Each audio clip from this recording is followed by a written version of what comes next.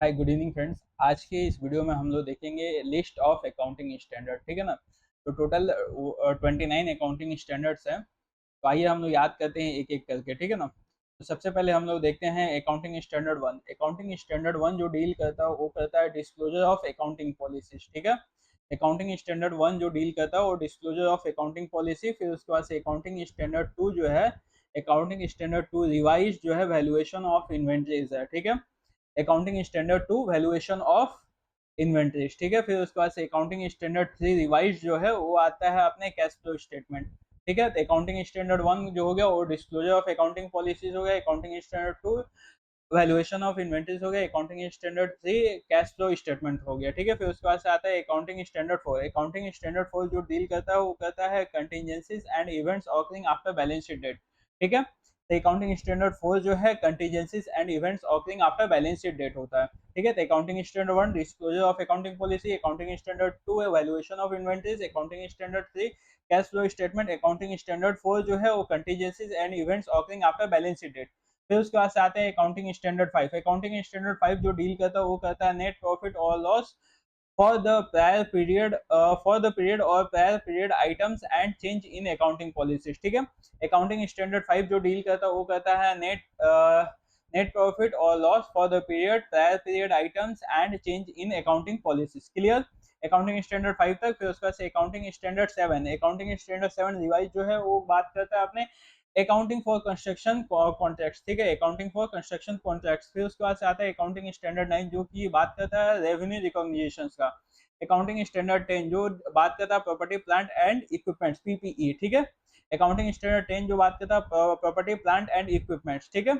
अब फिर जितना तक अपने याद किए एक से लेकर 10 तक वो हम आपको बताते हैं। पहला है डिस्क्लोजर ऑफ अकाउंटिंग पॉलिसी। दूसरा वैल्यूएशन ऑफ इन्वेंटरीज। तीसरा है कैश फ्लो स्टेटमेंट। चौथा है contingencies and events occurring after balance sheet date. पांचवा है accounting standard five net profit और लॉस फॉर द पीरियड और prior period items change in accounting policies. फिर उसके बाद से सेवन आता है अकाउंटिंग फॉर कंस्ट्रक्शन कॉन्ट्रैक्ट। फिर उसके बाद से आता है accounting standard nine revenue recognition. Accounting standard ten property plant and equipments. ठीक है।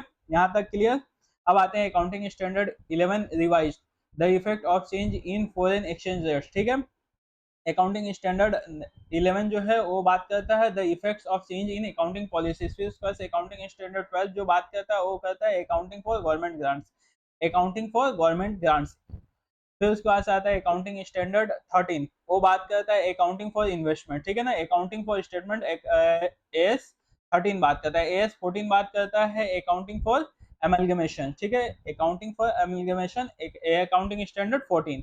फिर उसके बाद आता है अकाउंटिंग स्टैंडर्ड 15 रिवाइज जो कि एम्प्लॉइज बेनिफिट्स के लिए है। क्लियर। फिर उसके बाद आता है अकाउंटिंग स्टैंडर्ड 16 जो बात करता है borrowing cost. Accounting standard 17 segment reporting. Accounting standard 17 segment reporting. 16 जो बात करता है बोरोइंग कॉस्ट। 15 जो है एम्प्लॉइज बेनिफिट के लिए। ठीक है। फिर उसके बाद आता है अकाउंटिंग स्टैंडर्ड 19 लीज के लिए। ठीक है। फिर उसके बाद आता है accounting standard 20 earning per share. ठीक है। जिसको ईपीएस बोला जाता है। ठीक है। Accounting standard 21 consolidated financial statements. ठीक है। यहाँ तक क्लियर। फिर उसके बाद से आता है accounting standard 22 accounting for taxes on income. Accounting standard 22 accounting for taxes on income. फिर उसके बाद आता है accounting standard 23 accounting for investments in associates in consolidated financial statements. Clear. फिर उसके बाद आता है accounting standard 24 discontinuing operation. Accounting standard 25 interim financial reporting. फिर उसके बाद अकाउंटिंग स्टैंडर्ड 26 इंटेंजिबल एसेट्स। ठीक है। Accounting standard 27 financial reporting of the interest in joint ventures. ठीक है। अकाउंटिंग स्टैंडर्ड 27 जो बात करता है वो कहता है financial reporting of interest in joint venture. Accounting standard 21 जो बात करता है वो कहता है इम्पेयरमेंट ऑफ एसेट्स।